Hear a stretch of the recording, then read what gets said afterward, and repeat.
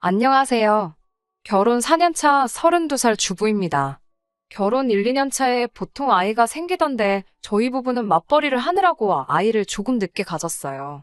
사실 대출금도 더 갚고 저금 상황도 여유로워졌을 때 아이를 가지려고 조심했는데 아이가 덜컥 들어서 버렸네요. 친정엄마도 시어머니도 이 소식에 엄청 기뻐했어요. 내색은 안 하셨지만 은근 기대를 하고 계셨나 봐요. 특히 시어머니가 더 기뻐하셨습니다. 대를 이을 아들이 태어나니 제사를 이어갈 수 있겠다고요. 제사 이야기가 나와서 말인데 원래 시댁은 결혼 전에는 제사를 따로 지내지 않았어요. 시아버지가 남편이 어릴 적에 일찍 돌아가셨거든요. 그렇게 되면서 자연스럽게 제사가 없어졌다고 하네요. 설령 제사가 있는 집에 시집을 가더라도 저는 제삿날 며느리가 겪는 스트레스 같은 건 사실 걱정도 하지 않았어요. 저희 집도 제사를 지내거든요. 딸만 둘인 저희 집에서 제사는 온 가족이 일을 나누어 하는 행사였어요. 아버지랑 어머니가 아침 일찍부터 음식 준비하시고 저도 도와요. 먼저 결혼한 언니도 형부와 같이 와서 도와주고요. 조금 늦게 오기는 하지만 늦게 온 만큼 제사 준비부터 뒷정리까지 도맡아 하고요. 그만큼 제사는 제가 어릴 때부터 계속 겪어오던 일이었기 때문에 딱히 걱정이 된다거나 하지는 않았어요. 결혼 전에 남편이 우리 집은 제사도 없고 어쩌고 저쩌고 하면서 저보고 시집 잘 오는 거라고 자랑처럼 이야기를 한 적이 있어요. 제사 지내는 게 딱히 어려운 일도 아닌데 제사 없는 집에 시집 온다고 내가 운 좋은 여자라고 생색내면서 자랑까지 할 일인가 생각도 들었습니다. 그런데 남편 말과는 다르게 결혼하고 첫 해에 시어머니께서 이제 며느리도 들어왔으니 제사를 다시 시작해야겠다고 하셨어요. 명절날마다 뭐 조상님들께 크게 하는 게 아니고 돌아가신 시아버지 기일을 챙기고 싶다고 하시면서 제사를 부활시키셨어요. 혼자 사시는 시어머니 집이 작은 편이라서 저희 신혼집에서 제사를 모시겠다는 말을 하실 때는 신경이 쓰이긴 했지만 그래도 얼굴 한번 뵙지 못한 시아버지에게 제가 할 수 있는 며느리의 도리이다 생각하고 넘겼습니다. 말씀드린 대로 명절날에 따로 거하게 지내는 것도 아니고 시아버지 기일에 맞추어 한 번만 지내면 되는 거니 크게 어려울 것도 없었어요. 그리고 시아버지 제사를 모시게 되면서 남편도 저희 집 제사에 가서는 음식 준비며 뒷정리며 먼저 나서서 도와주고 해서 크게 불만은 없었습니다. 첫 해 제사는 정말 정신이 없었습니다. 남편 위로 시누이가 한 명 있는데 애가 둘이거든요. 형님은 애들 본다고 음식하는 거 도와주지도 않았어요. 그런데 애들이 집에서 뛰어다니고 시댁 식구들 온다고 청소해놓은 방이며 옷방으로 쓰고 있는 드레스룸까지 들락날락거리면서 아주 말 그대로 개판을 만들어 놓더라고요. 소리도 엄청 지르고 다니고 애 본다고 일도 안 하는 신우와 아주버님은 아주 TV 앞에 앉아서 아이들 그러고 있는 건 신경도 안 쓰고 놀고만 있더라고요. 제사 끝나고 정리할 때 되면 도와줄 생각은 없고 일찍 집으로 가버리고요. 그래서 그 다음해에는 그냥 아이들 어린이집 하원하고 제사 준비가 다 끝나면 와달라고 부탁을 했어요. 애들이 좀 뛰어다닐 수도 있는 거지. 뭘 그렇게 예민하냐며 제 말에 나를 세우기는 했는데 정작 화는 그렇게 내놓고 그 다음해에는 정말 준비가 다 끝나고 제사 시작 전에 꼭 맞춰서 도착하고 제사 끝나면 밥만 먹고 돌아가더라고요. 시어머니가 일찍 오셔서 나물이나 탕국 같은 거 하시고 제가 전이랑 나머지를 준비하니까 사실 그렇게 힘든 건 없었어요. 그런데 정말 해도 너무 아무것도 안 하는 신우가 얄미울 지경이었습니다. 저는 한 번도 뵌 적 없는 자기 아버지의 제사를 지내는데 암만 시어머니와 제가 준비를 도맡아 전부 다 한다지만 와서 과일 하나라도 깎아줄까 물어보는 것도 힘든 건지 정말 아무짝에도 도움 하나 되지 않고 손도 까딱하지 않았어요. 그래도 꼭 참고 결혼하면서 4년간 시아버지 제사가 아니더라도 살아계셨다면 아마 내가 생신상을 준비해드렸겠지 생각해오며 불만 한 번 가지지 않고 오히려 시어머니가 차리라고 한 것들보다 더 많은 음식들 준비해서 정성껏 모셨어요. 그런데 이 제사 때문에 시어머니와 신우가 저를 서운하게 하네요. 앞서 말씀드렸다시피 몇 달 뒤면 첫째 아이 출산 예정일입니다. 거기에 더불어 제 출산 예정일에서 한 달쯤 지나면 시아버지 제사가 있어요. 지난 구정에 시어머니 집에 모두 모여서 식사를 했습니다. 모처럼 자기 시댁에 가지 않은 신우도 아주버님과 함께 와 있었고요. 만사까지는 아니지만 아이를 가진 몸으로 저는 음식 준비를 했습니다. 신우는 역시 손 하나 까딱하지 않았고요. 신우도 이 집에서야 딸이지 자기 시댁에 가면 며느리가 겪는 고충 충분히 이해할 텐데 정말 아무것도 안 하는 모습에 열이 받기는 했지만 그래, 엄마 집에 와서 마음이라도 편해야지 하면서 최대한 이해하려고 했습니다. 저도 친정에 돌아가면 남편 사위 노릇 시키며 푹 쉴 생각이에요. 음식 준비가 끝나고 저녁상을 차리는데도 신우는 방에 낮잠 자러 들어가 놓고 나오질 않고 있더라고요. 수저 꺼내주는 것만 도와줘도 좋으련만 낮잠을 얼마나 깊게 들었는지 제가 몸소 깨우러 가기까지 해야 했습니다. 잠투정을 부리며 끝끝내 나오지 않더군요. 저도 굳이 신우밥을 제가 먹여야 하는 의무가 있는 건 아니니 몇 번 깨우다 말고 그냥 말았습니다. 한참 식사를 하고 있으니 그제서야 배가 고팠는지 슬슬 기어 나오더라고요. 시어머니는 신우 먹으라고 떠놓은 국이 식었으니 토렴해서 새로 떠오라고 저한테 시키더라고요. 시댁에서 시집살이 하는 것 당연한 건 아니지만 어느 정도 감수는 하고 있었으니 아무렇지도 않았습니다. 그런데 저를 정작 서운하게 한 건 하루 종일 집안일 한 것도 아니었고 신우의 잔심부름까지 전부 저에게 시킨 게 아니었습니다. 시어머니께서는 올해는 제사를 지내지 말자는 말을 꺼내시더라고요. 제사를 안 하는데 제가 왜 서운했어야 하는가 생각하시는 분들도 계실 거라고 생각합니다.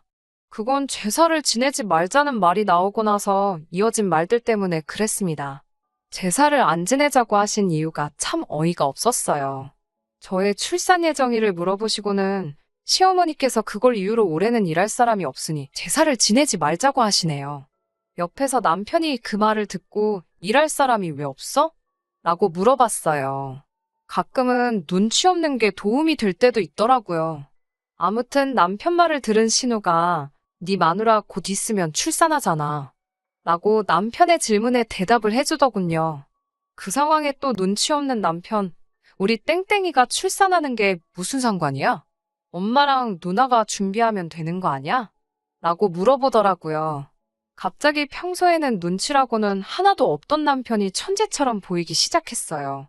신우는 남편의 반응에 당황을 하면서 자기가 그걸 어떻게 하냐고 대답하더라고요.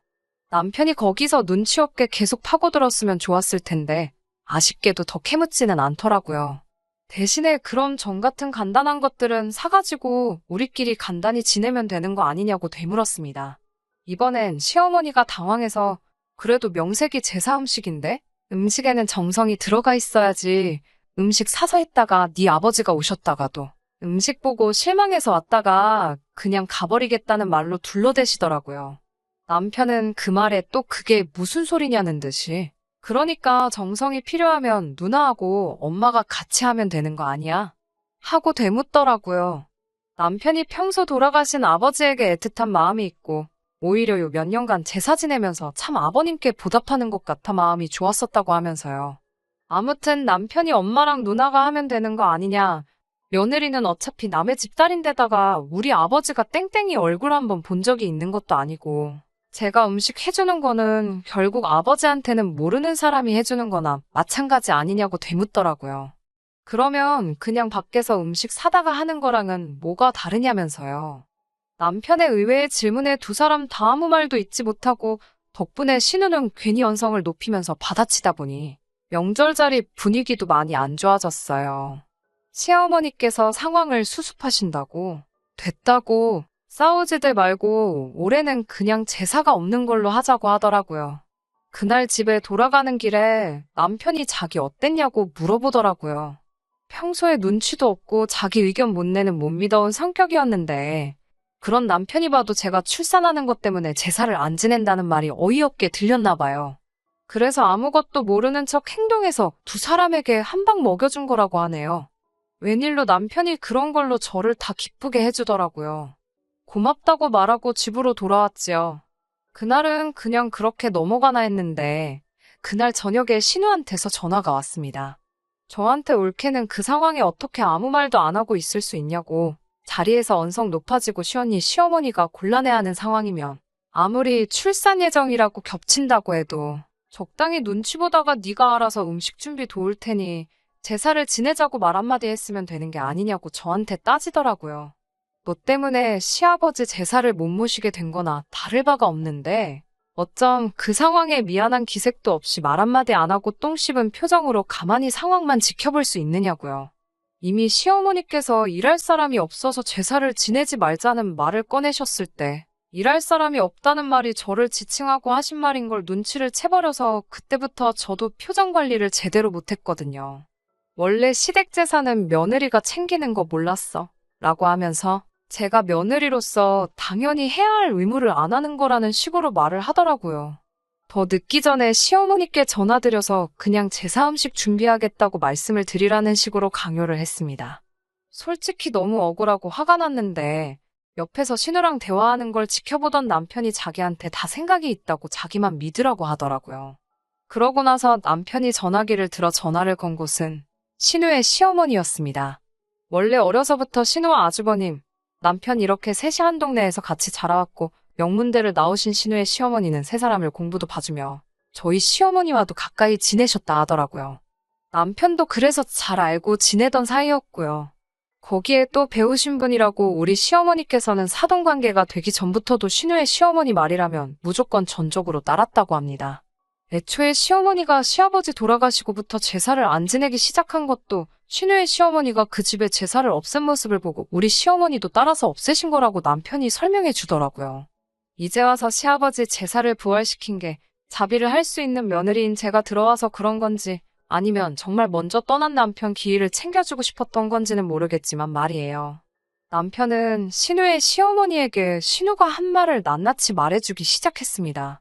신우의 시어머니는 특히 시댁 재산은 며느리가 챙기는 거라고 말한 신우의 발언에 몹시 불쾌해하시더라고요. 본인이 시집와서 제사를 없애버린 것도 며느리가 혼자서 제사 준비하는 불공평한 구조가 못마땅해서 없앴던 거라고 하더라고요. 신우는 시어머니 잘 만난 덕분에 원래였다면 1년에 총 19번의 제사를 모셨어야 했는데 시어머니 댁에서부터 그걸 끊어버린 덕분에 1년에 딱 한 번 추석에 조상님께 간단하게 차례드리는 것 말고는 아무것도 하지 않을 수 있던 거였죠. 차례상마저도 대추와 곶감 같은 과일 몇 개, 어포나 육포 하나만 내서 간소하게 차린다고 합니다. 이미 신우가 시집가기 전에 없어진 제사이니 신우는 이 사실을 알지도 못했어요. 아무튼 신우의 시어머니는 남편의 이야기가 끝나자마자 신우를 호출하더라고요. 얼마 지나지 않아 신우가 도착을 하니 거실에 앉아있던 저를 보고 제가 여기 왜 있지? 하는 반응을 보였어요. 신우의 시어머니는 앞뒤 다 잘라먹고 대뜸 올해부터 우리 집도 제사를 부활시키기로 했다고 폭탄 선언을 하셨습니다. 거기에 마침 신우의 올케인 제가 우리 집에서 제사 음식 준비를 한다고 하니 저에게 제사 음식 준비하는 법이나 여러 가지를 배우라고 하시더라고요. 신우에게는 시어머니지만 어려서부터 선생님하고도 같은 존재셨으니 그분의 말에 신우는 꼼짝을 못하고 네 하면서 대답만 하고 있더라고요. 시댁 제사는 며느리가 챙기는 거 알고 있지? 잘 부탁한다. 라고 말씀하시고 본가에서는 원래 1년에 총 19번의 제사를 지냈다는 사실을 말해주셨어요. 19번이라는 말에 신우 얼굴이 새하얗게 질리다 못해 새파랗게 변하더라고요. 그 상황에서 이 사건의 중심에 저와 남편이 꾸민 일이라는 걸 눈치를 챘을 텐데도 어려워하는 시어머니 앞이니 뭐라고 말도 못하고 씩씩대고만 있을 수밖에 없는 거죠. 신우의 시어머니는 이어서 곧바로 우리 시어머니한테 전화를 거셨어요. 그리고 마치 누이 동생에게 잔소리하듯이 한마디 하시더라고요. 신우의 시어머니 말씀이 아직도 기억에 남네요. 조상 잘 만나서 조상 덕 좀 본 후손들은 제사는 대충 지내고 어디 다 놀러가고 없다고요. 내가 조상 덕 본 것도 없는데 음식 상에다 대고 절한다고 나아지는 것도 없고 괜히 뒷정리하면서 서운하기만 하지 않냐고. 제사가 나쁜 건 아니지만 허례허식 할 필요 없고 조상을 기리는 그 마음만 진실되면 되는 것 아니냐라고 하셨습니다. 시어머니와 신우는 꼼짝없이 아무 말도 못하고 있다가 그날의 일에 대해 저에게 사과를 해왔어요. 특히 신우가 말을 심하게 해서 미안하다고 말하는데 왠지 기분이 좋더라고요. 저도 시어머니께 출산이라고 겹치더라도 아버님 기일에 빠지지 않고 저도 도울 수 있을 만큼 도와드리겠다 약속도 했습니다. 그렇게 저희 집 제사소동은 의외의 인물의 개입으로 끝나버리고 말았어요. 남편이 솔직히 못 믿어왔고 결혼 전부터 보여준 엉성한 모습 때문에 혹시나 이런 식의 비슷한 일이 생길 때 저를 위해 목소리를 내준다거나 맞서 싸워줄 거라고는 솔직히 큰 기대도 하지 않았습니다. 그런데 이렇게 계획을 세우고 일사천리 일을 해결하는데 그런 모습이 참 여우 같더라고요. 아무것도 모르는 것 마냥 관심도 전혀 없다는 듯이 행동했지만 말에는 뼈가 있었고 행동에는 해결책이 있었어요. 남편을 정말 다시 봤습니다. 이번 일을 계기로 솔직히 제사를 더 이상 지내지 않는다거나 하는 건 기대도 하지 않습니다. 그리고 저도 며느리의 도리가 아닌 남편의 배우자로서 사랑하는 남편을 훌륭하게 키워주신 아버님께 올리는 생신상이라 생각하고 앞으로도 절대 귀찮아하지 않고 간소화하지 않고 진수성찬 정성껏 모실 계획입니다. 그게 절 위해 싸워 이겨준 남편에 대한 보답이기도 하겠네요. 못 믿어오면서 믿음직스러운 남편과 오래오래 행복할 수 있게 여러분들도 저희 많이 응원해주세요. 끝까지 들어주셔서 감사합니다. 끝까지 들어주셔서 감사합니다. 오늘의 사연은 여기까지입니다. 구독과 좋아요, 알람 설정 부탁드리고 더 좋은 사연으로 다시 찾아뵙겠습니다. 감사합니다.